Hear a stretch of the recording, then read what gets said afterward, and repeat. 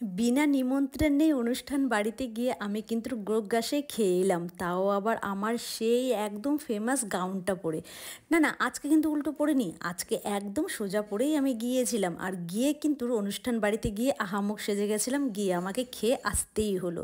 তো রাধে রাধে বন্ধুরা, সকলে কেমন আছেন? আশা করছি সকলে খুব ভালো আছে। এই তো বেরিয়ে গেলাম এবার বাড়ি থেকে। ওকে বললাম তুমি আমাকে একটু রেখে আসো, কারণ আমার না বড্ড দেরি হয়ে যাচ্ছে। আর আমার অন্য কিছু না, আমার ছিল ওখানে একটা মেকআপের কাজ, একটা না সরি 3টে মেকআপের কাজ ছিল, 3জন সাজার কথা ছিল। তো সেদিন আমি ওই জন্যই গিয়েছিলাম, সাজাতে গিয়েছিলাম। আর সাজাতে গিয়ে যা হয়েছে আমি ফেসে গেছি, ওরা এবার আমাকে না খাইয়ে একদম আসতে দেবে না। তো আমি ওখানে গিয়ে না একদম আহামুখ হয়ে পড়ে গেছি। এবার কি আর করব বলুন, কিছু করার থাকে না। আসলে না একে যে আমি সাগরিকা, মানে যাকে আমি সাজাচ্ছি এখন তার নাম সাগরিকা। আর একে আমি আজকে থেকে না, সেই ওর বিয়েতে সাজিয়েছিলাম, ওর রিসেপশনে সাজিয়েছিলাম, এমনকি ইভেন ওর দিদিকেও তাই। মানে ওর দিদিও আমার কাছে অনেক সেজেছিল, পার্টি মেকআপ করেছিল। তো ওদের আমার মেকআপ না ভীষণই ভালো লাগে জন্য প্রত্যেকটা অনুষ্ঠানে বলে। আর এখানে ওর ছেলেকে মানে একটু ও সেজে চলে গেছিলো ওর বাচ্চাকে ঘুম পাড়াতে। আসলে ওর বাচ্চার ছিল সেদিন মুখে ভাত, আর ওর একটু করে সাজছে আর গিয়ে বাচ্চাকে সামলাচ্ছে। আর ওর বাচ্চা ঘুম পাড়ানোর টেকনিকটা না আমার ভীষণই ভালো লেগেছে। কত সুন্দর 1 2 3, সেটা আবার গান গান করে 100 অব্দি গুনছে, আর ওর ছেলে ঘুমিয়ে যাচ্ছে। যতবার উঠছে ও 1 থেকে 100 অব্দি গান করে গুনছে, আর ওর ছেলে দেখে ঘুমিয়ে যাচ্ছে কত সুন্দর করে। তারপরে এখানে না আমাকে লুচি, আলুর তরকারি আর দিয়েছিল পায়েস। আমি খাবো না, বাড়ি থেকে কিন্তু খেয়ে গেছিলাম। জোর করে ওরা আমাকে মানে খাইয়ে ছাড়লো।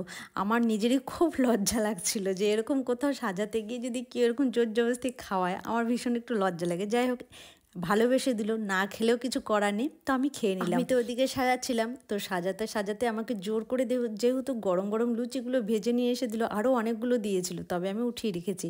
তো ওই হাফটা সাজিয়ে মানে ওকে বসিয়ে রেখে, দিদিটাকে বসিয়ে রেখে আমি খেলাম, খেয়ে আবার হাফটাকে কমপ্লিট করে দিলাম।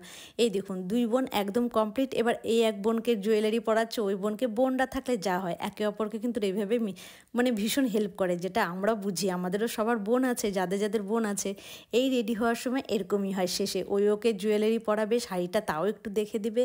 আর লাস্টে এই দিদিভাইটাকে সাজিয়েছি, তবে এই দিদিভাইটার যে মেকআপ ফিনিশটা সেটার ভিডিও করে উঠতে পারিনি, কারণ তখন ওদের তাড়া হয়ে গেছিলো। স্বাভাবিক, লজে যেতে হবে, তাড়াহুড়ো একটা থাকে কিন্তু শেষে।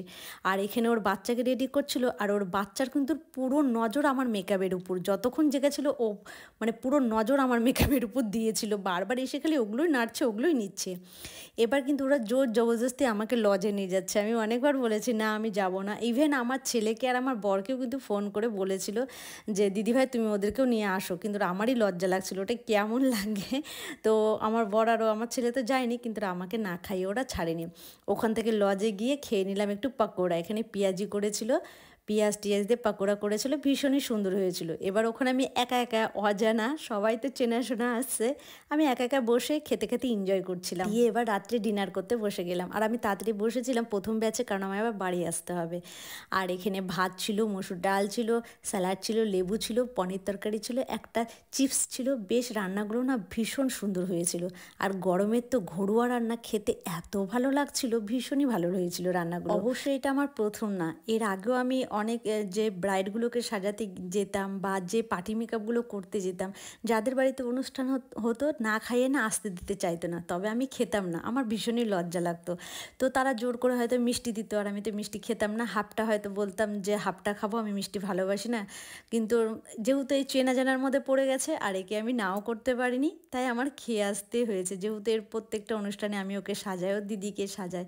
আর এদের সাথে একটা নিজের মতন সম্পর্কও হয়ে গেছে, সেরকম কিছু মনে হয়নি। তবে হ্যাঁ, বাচ্চার গিফটটা দেওয়া হয়নি। অবশ্যই সাগরকে একদিন দেখা করে দেবো তোমার বাচ্চাকে গিফটটা, অবশ্যই একদিন দিতে হবে। কেমন একটা লাগছে, আমার নিজেরই কেমন লাগছে যে বাচ্চা, হাজার হোক ছোটো বাচ্চা, ওটা বাচ্চার গিফট তো অবশ্যই, ওটা তো ধরা বাঁধাই আছে, অবশ্যই একটা সুন্দর গিফট দিয়ে দেবো একদিন দেখা করে। তারপরে লাস্ট পাতে চাটনি ছিল, আর চাটনি, হ্যাঁ, কাতলা মাছ ছিল, পাবদা মাছ ছিল, অনেক কিছু কিন্তু ছিল। আর তার সাথে ছিল মিষ্টি, যেগুলো আমি মিষ্টি তো খাই না, তাই মিষ্টিগুলোকে নিয়ে নিই, এমনকি দইও নিয়ে নিই। লাস্টে শুধু আইসক্রিমটা নিয়েছি, যেহেতু আইসক্রিম গরমের মধ্যে আমার খেতে ভালো লাগে। এবার কিন্তু আমি বাড়ির জন্য দিয়ে দিয়েছি রওনা, কারণ অলরেডি 9:45 বাজে। এবার আমাকে টোটো ধরতে হবে আর বাড়ি যেতে হবে।